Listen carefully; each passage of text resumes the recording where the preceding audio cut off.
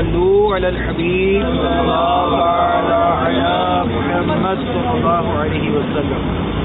پیچھے اسلامی بھائیوں اور مدنی چینل کے ناظرین، آئیے آپ کو رجب المرجب کے پہلے دن کے روزے کی فضیلت بتاتے ہیں۔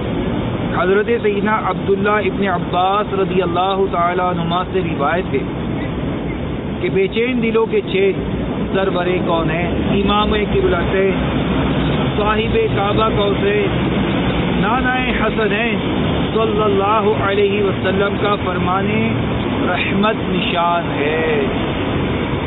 رجب کے پہلے دن کا روزہ 3 سال کا کفارہ، دوسرے دن کا روزہ 2 سال کا اور تیسرے دن کا روزہ 1 سال کا کفارہ ہے، پھر ہر دن کا روزہ 1 ماہ کا کفارہ ہے۔ صلو علی الحبیب صلی اللہ علی محمد صلی اللہ علیہ وسلم۔ صلو علی الحبیب صلی اللہ علی محمد۔ مجھے اپنی اور ساری دنیا کے لوگوں کی اصلاح کی کوشش کرنی ہے۔